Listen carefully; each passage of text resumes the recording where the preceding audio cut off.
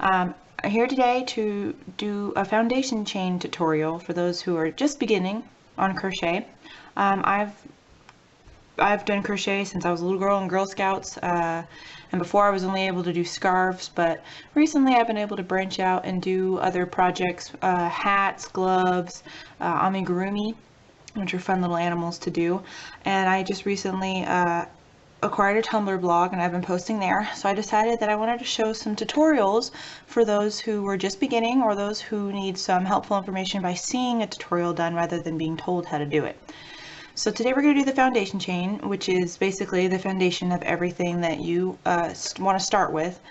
Scarf, gloves, anything at all. A foundation chain is what you need to start with. Now there are other ways to start a foundation chain where you can actually incorporate the second row within it, but today we're just going to start easy and do the foundation chain. So I have here with me today my 5mm hook, or H hook, which is usually, it's a little bit my fave. My fave used to be the 3.75, but the H hook is actually a lot better for me. It's a lot bigger, and it just I think personally it makes it look better when I work with the 5mm hook.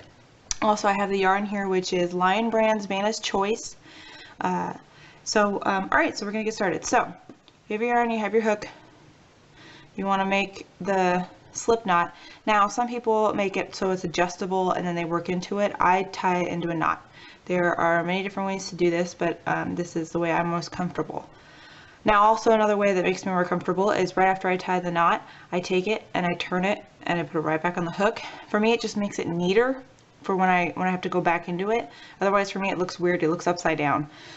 So I've tied it and I flipped it and I have my first hole right here.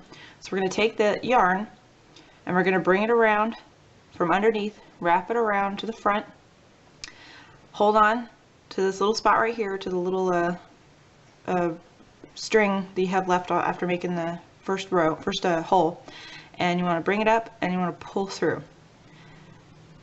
So then you have your first stitch. So then you want to take it again, go around, and then you want to pull through and do it a couple more times till we get 5. You also want to check your tension. See how mine is a little bit bigger here because the hole, when I tied it around, it was a lot bigger. So if that is uncomfortable, usually it gets hidden or whatever, you could try to like tighten it a little bit like this, or you could cut it off and redo it again. I personally I don't consider it a waste of yarn, because if I do end up having to cut it off, I usually take this and I put it in my yarn scraps, which I use to stuff some of my amigurumi for like the legs and stuff that are like too small to want to put in the cotton through. So we take it and do it one more time. You have the foundation, you have the little thing ready to do the foundation chain. Take it around, go it around, yarn over as they call it, and then pull through.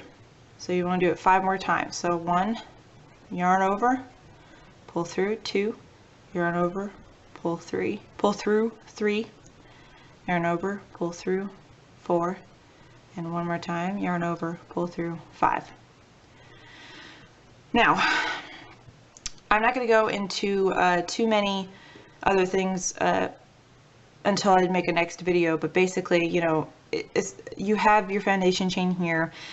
Whenever you start a project, if you read a pattern or if you make one yourself, whether or not you have even chains or odd number of chains, if you start off with a single crochet, you know, you're going to want to go to the next one. So make sure when you're making your foundation chain, you make it so that, like, if you want 10 chains to go completely, you know, all the way down like a scarf, you want to make sure you have 11.